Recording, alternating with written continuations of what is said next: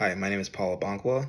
It's for School of Nursing, Health Science, Capella University video for Nursing FPX 4030, making evidence-based decisions. I'll be presenting an outline, an evidence-based care plan for a 65-year-old male diagnosed with congestive heart failure in a rural community setting. This plan will endeavor to improve his safety and health by implementing the use of remote collaboration. So, evidence-based care plan. As for the management of CHF, it is imperative that we adopt a multi-model strategy that involves medical interventions, telemonitoring, and counseling. Medication therapy. In line with cardiologists' prescriptions, the case will involve administration of ACE inhibitors and diuretic drugs. Such medications are taken as they assist in controlling the symptoms and also improving the function of the heart. Studies conducted have found that ACE inhibitors help reduce mortality and hospitalization rates of patients with CHF. And that was a research completed by Goyle in 2023. Further details on this patient's renal function would be useful in fine-tuning optimization of the drug dose. Telemonitoring system. It is equally important that a decision has been made by the nurse to implement a telemonitoring system. So basic vital signs of the patient, such as blood pressure and weight, are many times monitored with intentions of taking early corrective action to prevent hospitalizations. As noted by CETO research completed in 2019, the use of telemonitoring improves the health of the patient and reduces mortality rates among patients with CHF. Additional information about the home environment of the patient and the available facilities for searching the internet would be useful when organizing telemonitoring. Patient education. Further, the pharmacist elaborates on precautions of dosage regimens and possible side effects of the identified medications.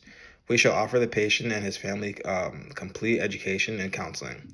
In their work, that was completed by Goyle in 2023, it mentioned that effective education programs enhance self-management behaviors and decreases HbA1c, which is vital in easing the CHF.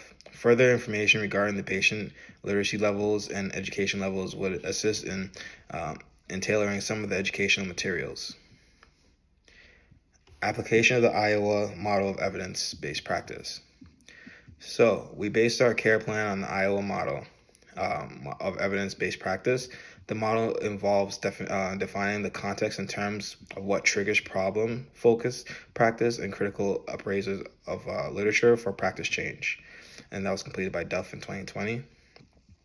Thus, applying this model meant that our care plan was based on the evidence, which is essential standard in care delivery.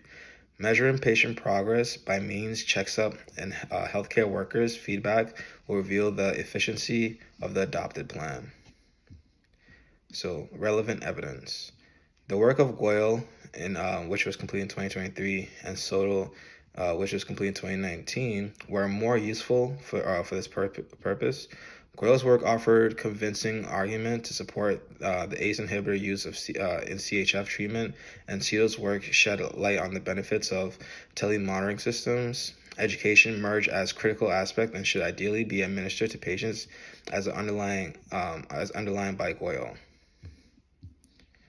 So, and that the Goyle's research that was completed in 2023.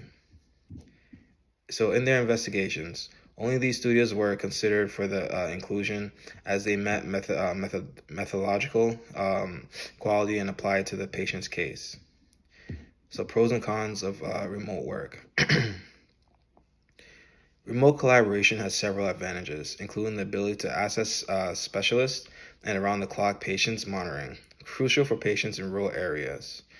However, risks like challenge in communication and technology disparities may come up.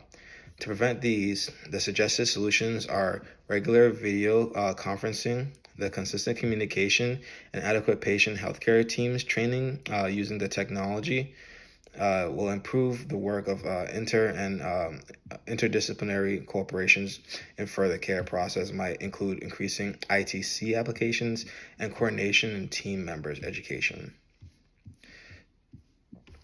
In conclusion, Therefore, the recommended evidence-based care plan consists of medication therapy, telemonitoring, and patient education, and that will enhance the quality of care for our CHF patients. Thus, telemedicine has allowed for the provision of comprehensive care with geographic constraints exist.